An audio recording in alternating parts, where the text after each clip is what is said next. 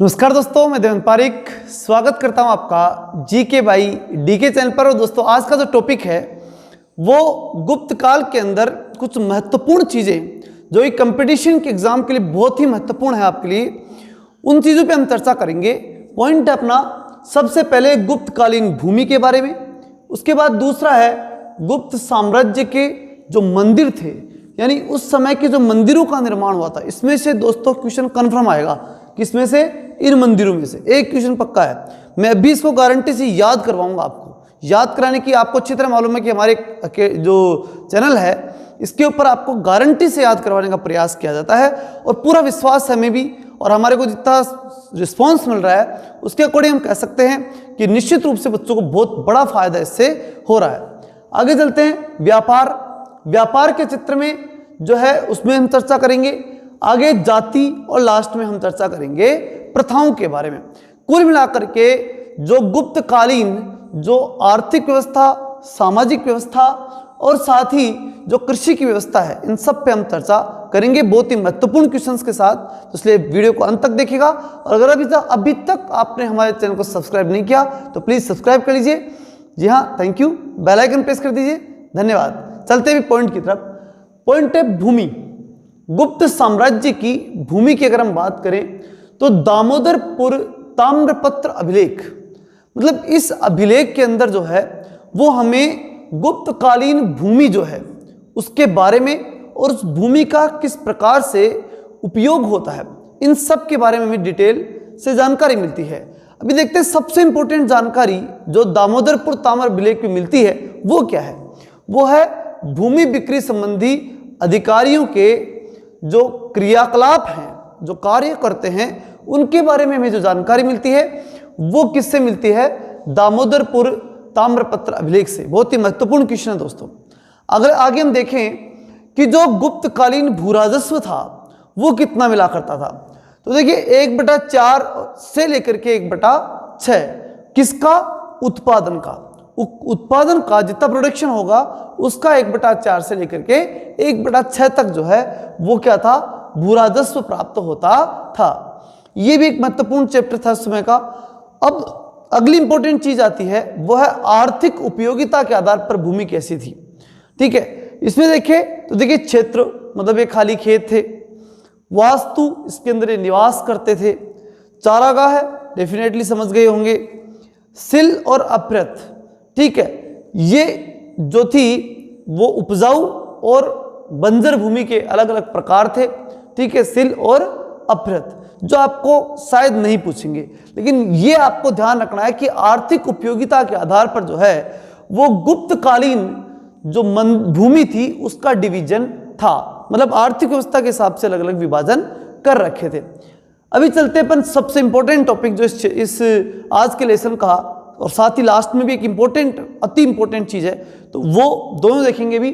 तो मंदिरों के बारे में हम देख लेते हैं पहले। विष्णु मंदिर, मैं इसको याद करवाऊंगा, लेकिन ये तभी याद होगा जब आप इसे रेगुलर ढंग से देखेंगे। ठीक है, विष्णु मंदिर तिगवा जबलपुर। ठीक है, ये कब बना था? गुप्त साम्राज्य में। याद कैसे रखेंगे? विष्णु जो हैं वो 3 गांव की जलेबी खाते हैं। 3 गांव की जलेबी खाते हैं। तो जबलपुर, उत्तर प्रदेश, जबलपुर जो है उसके अंदर तिगवा के अंदर विष्णु का मंदिर स्थित है। ठीक है, आगे शिव मंदिर, ये नागोद भूमरा। ये देखिए, इसमें एक चीज ध्यान रखना आप, यूपी के अंदर सिर्फ 2 ही मंदिर थे उस समय। एक तो कौन सा था? दशावतार मंदिर ललितपुर झांसी का, और दूसरा जो था वो था कानपुर का भीतरी गांव का मंदिर, और बाकी मंदिर सब कहां थे? मध्य प्रदेश में। एक कंसेप्ट तो आप क्लियर रखिएगा। अभी चलते हैं अपन इसमें। शिव मंदिर भूमरा, नागोद, मध्य प्रदेश। याद कैसे रखेंगे? शिव जो हैं भूमि की गोद में बैठे हुए हैं। शिव भूमि की गोद में बैठे हुए हैं, तो शिव मंदिर भूमरा और नागोद। उसके बाद चले पार्वती मंदिर। तो पार्वती ने जो है वो नयन कठोर रूप से चलाए, अर्थात पार्वती ने कठोर नयनों से शिव जी को देखा। ऐसे याद रख सकते हैं आप, शिव जी और फिर पार्वती जी, हो गया। उसके बाद हम देखते हैं दशावतार मंदिर, बहुत ही महत्वपूर्ण मंदिर दोस्तों, गुप्त काल का सबसे इंपॉर्टेंट और 90% चांसेस जो है इसके आपके एग्जाम में आने के रहते ही हैं, इसलिए इसको ध्यान से समझना। दशावतार मंदिर देवगढ़ झांसी का दशावतार मंदिर है। देवगढ़ कहाँ पड़ता है? ललितपुर झांसी के पास पड़ता है और ये उत्तर प्रदेश के अंदर है। तो बहुत ही महत्वपूर्ण है। प्रश्न क्या होगा कि दशावतार मंदिर जो गुप्तकालीन मंदिर है वो कहाँ पर स्थित है? तो देवगढ़ झांसी में या देवगढ़ ललितपुर जो है उसके अंदर, जो कि उत्तर प्रदेश में स्थित है, वहाँ स्थित है। और साथ ही गुप्तकालीन है, ये भी आपको ध्यान में रखना है। शिव मंदिर खोह नागोद। अब देखिए एक शिव मंदिर तो कहाँ था? भूमरा नागोद, और दूसरा भी नागोद में। नागोद में कौन सा? खोह है। तो भूमि की खोह में, भूमि की खोह में यानी उसकी गोद, तो उसके अंदर कौन बैठे हुए हैं? शिव बैठे हुए हैं, जो हमने भी पढ़े था। ठीक है, लास्ट हम देखें वो है भीतरी गांव का मंदिर, जो कि लक्ष्मण मंदिर है। मतलब इन सबके, ये तो सब बाहर हैं और इनके भीतर यानी अंदर की तरफ का जो मंदिर है, मंदिर के अंदर कौन है? लक्ष्मण है। तो भीतरी गांव का मंदिर जो है उसे लक्ष्मण मंदिर भी कहते हैं और ये भीतरी गांव में ही है।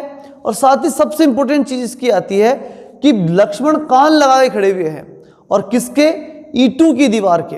ऐसे याद रखना है इसको, क्योंकि एकमात्र गुप्तकालीन मंदिर है जो कि ईंटों से निर्मित है। बहुत ही महत्वपूर्ण प्रश्न है दोस्तों, क्या कि गुप्त काल का एकमात्र मंदिर जो ईंटों से निर्मित था वो कौन सा था? भीतरी गांव का लक्ष्मण मंदिर। और देवगढ़ झांसी देवता जो थे सारे, विष्णु शिव जो थे, उनकी बातें भीतर से सुन रहा था कान लगा करके। तो कानपुर के अंदर ये स्थित है। अच्छे से याद हो गया होगा, बहुत ही महत्वपूर्ण था। आगे एक चीज अति महत्वपूर्ण और आएगी, उससे पहले हम आगे चीजें देख लेते हैं एक बार। व्यापार, व्यापार के संबंध में हम देखें उस समय की व्यापारिक व्यवस्था कैसी थी। तो देखिए ज्येष्ठक, ज्येष्ठक जो था, ऐसा नहीं है कि इंपॉर्टेंट नहीं है, एग्जाम में तो पर्सन है, कोई सा भी आ सकता है। मैं कह रहा हूं अति महत्वपूर्ण की बात, तो ये भी अति महत्वपूर्ण था और आगे इंपॉर्टेंट अति महत्वपूर्ण और आएगा, लेकिन ये भी एग्जाम में आते हैं। ऐसा नहीं है कि भाई ये तो कोई मतलब नहीं है, कोई मतलब नहीं होता तो मैं लिखता ही नहीं, ठीक है ना। तो देखिएगा इसमें व्यापार ज्येष्ठक होता था। क्या था ज्येष्ठक? ज्येष्ठक था कि एक व्यापारिक वर्ग है मान लीजिए, तो व्यापारिक वर्ग का जो मुखिया होता था ना वो ज्येष्ठक। जैसे मान लीजिए बढ़ई है, ठीक है, कुम्हार है, किसान है, व्यापारी जो वस्तुओं को बेचता है, जो नियमन करता है, बेचता है, ठीक है। तो अलग अलग प्रकार के हो सकते हैं व्यापार के क्षेत्र, लेकिन उस व्यापार का जो मुखिया है, व्यापार का मुखिया, तो उस मुखिया को क्या कहा गया? ज्येष्ठक। मतलब श्रेणी का प्रधान क्या कहलाया? ज्येष्ठक कहलाया। उज्जैन, ये बड़ा महत्वपूर्ण प्रश्न दोस्तों, ये आ गया ना इंपॉर्टेंट, अब इसको ध्यान समझना। क्या है? उज्जैन सर्वाधिक व्यापार का केंद्र है। मतलब गुप्त काल के अंदर, बहुत ही महत्वपूर्ण प्रश्न है, गुप्त काल के अंदर व्यापार, सर्वाधिक व्यापार का केंद्र कौन सा था? सर्वाधिक व्यापार कहां होता था? तो उज्जैन में होता था। बहुत ही महत्वपूर्ण प्रश्न है, उज्जैन याद रखिएगा। दिनार स्वर्ण मंदिर, स्वर्ण मुद्रा, स्वर्ण मुद्रा जो थी उसको उस समय यानी गुप्त काल के समय क्या कहा जाता था? दिनार कहा जाता था। आगे हम देखें जातियों के बारे में, इसमें आएगा वो इंपॉर्टेंट क्वेश्चन, उसको ध्यान से देखिएगा। जाति, जाति से पहले हम थोड़ा प्रथाओं के बारे में देख लेते हैं। प्रथा में क्या है? देखिए सती प्रथा और वेश्यावृत्ति, ये दो प्रथाएं उस समय प्रचलित थी। किस समय? गुप्त काल के समय प्रचलित थी। पहली कौन सी? सती प्रथा। इसके प्रमाण, प्रथम प्रमाण, इसमें बहुत महत्वपूर्ण प्रश्न है, बहुत ही महत्वपूर्ण प्रश्न। प्रथम प्रमाण 510 ईस्वी के अंदर, कब? 510 ईस्वी में। कब मिला? भानुगुप्त का एरण अभिलेख, ये है इंपॉर्टेंट क्वेश्चन। एरण अभिलेख पूछेगा आपको, बहुत ही इंपॉर्टेंट है प्रश्न। ये पूछेगा कि भारत में सबसे पहले सती प्रथा के प्रमाण किस अभिलेख पर मिलते हैं? तो कौन सा अभिलेख है? एरण अभिलेख। अब दूसरा प्रश्न, एरण अभिलेख किसके संबंध में है? तो भानुगुप्त के संबंध में है। अच्छा, इस अभिलेख में किसके सती होने का प्रमाण मिलता है? तो एक व्यक्ति था भोजराज, और उस भोजराज की मृत्यु के बाद उसकी पत्नी के सती होने का प्रमाण मिलता है। तो इस प्रकार सती प्रथा का उल्लेख 510 ईस्वी के अंदर, गुप्त काल के अंदर हमें सबसे पहले मिलता है। अगला है वेश्यावृत्ति, भी इस समय प्रचलित थी, ठीक है, जिसके अंदर वृद्ध महिलाओं को कुट्टनी कहा जाता था। यह भी एक प्रश्न आपको ध्यान रखना, एक बार एग्जाम में आ गया था। अभी चलते हैं अपन इसमें जाति प्रथा के बारे में। ये इसमें एक इंपॉर्टेंट क्वेश्चन, उसको ध्यान से देखिएगा। कायस्थ और सबर, ये दो जातियां थी। कितनी जातियां? कायस्थ और सबर। कायस्थ जाति को देखें तो सर्वप्रथम इसका उल्लेख, किसका? कायस्थ जाति का उल्लेख जो है वो याज्ञवल्क्य की स्मृति में मिलता है। किस स्मृति में मिलता है? याज्ञवल्क्य स्मृति। बहुत ही महत्वपूर्ण प्रश्न है दोस्तों, ध्यान रखिएगा।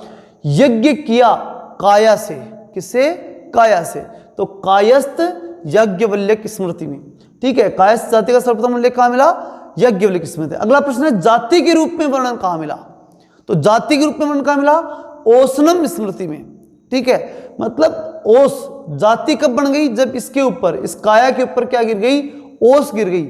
ओस गिरते ही क्या बन गई? ये जाति बन गई। तो ये काया जो है वो जाति बन गई, मतलब कायस्थ जो है वो जाति बन गई ओसनम स्मृति के अनुसार। अब इसमें वर्णन मिलता है इस बात का कि भाई ये कायस्थ जाति भी थी। अभी चलते हैं सबर जाति। ये है अति महत्वपूर्ण और अंतिम और बहुत ही महत्वपूर्ण प्रश्न। विंध्यन के जो जंगल थे, उन जंगलों में एकमात्र सी जनजाति, जो जनजाति जो है वो गुप्त काल की बहुत ही फेमस जनजाति थी, और उस जनजाति के अंदर देवताओं को मनुष्य का मांस चढ़ाया जाता था, ठीक है। मतलब अगर इस जनजाति में कोई फंस गया ना जाकर के तो वो मरेगा, उसको बचने की कोई चांसेज नहीं थे, वो फिर देवता की चढ़ाया जाएगा। और वो जनजाति कौन सी थी? सबर। और ये कब की फेमस थी? गुप्त काल की। बहुत ही महत्वपूर्ण प्रश्न था, ठीक है दोस्तों। बाकी आखिरी एक वीडियो और लाऊंगा मैं गुप्त काल का, इसमें जितने भी इंपॉर्टेंट क्वेश्चन है सारे टोटल क्वेश्चन, और लगातार जीके देखते रहने के लिए आप सबका बहुत बहुत धन्यवाद। आपने बहुत ही अच्छा जो है कॉपरेशन किया। अगर अभी तक फिर भी कोई नया विद्यार्थी जो हमसे जुड़ना चाहता है तो लाइक करें, शेयर करें और सब्सक्राइब कर दे वो, जिससे अगला जो है उनके पास नोटिफिकेशन आए। और नोटिफिकेशन के लिए आप जो है वो इसमें बेल आइकन जरूर दबा दीजिए। जय हिंद, जय भारत।